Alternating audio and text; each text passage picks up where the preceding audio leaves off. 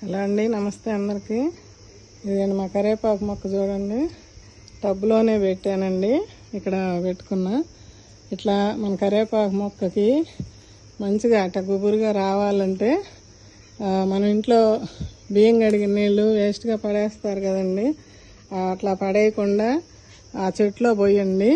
మంచిగా ఇట్లా కరివేపాకుని మనం తీసుకోవచ్చు. ఎప్పటికప్పుడు ఇట్లా కొమ్మలు కొంచెం తుంచుకుంటుంటే మంచిగా బ్రాంచెస్ వచ్చి బాగా పెరుగుతుంది.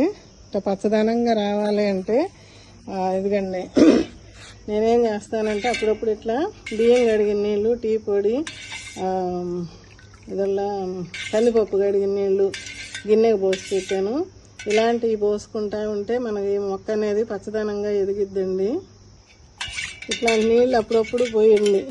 టీ పొడి వేస్ట్గా పడేసేది, బియ్యం కడిగిన నీళ్ళు వేస్ట్గా పోసే బయట, అదేదో అట్లా కరివేపాకు మొక్కలో పోసుకుంటే ఆకులు పచ్చగా రావడానికి, మంచిగా ఉండటానికి టీ పొడి బాగా పనిచేస్తుందండి. నైట్రోజన్ ఎక్కువ ఉంటుంది.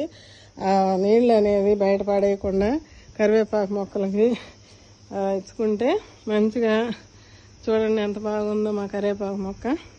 ఇదిగండి, నేను ఇట్లా రోజు ఇంట్లో కావాల్సిన వరకు తీసుకుంటానండి. ఓకే అండి, వీడియో నచ్చితే ఒక లైక్ చేసి, షేర్ చేసి, సబ్స్క్రైబ్ చేసుకోండి మా ఛానల్ని. బాయ్ అండి.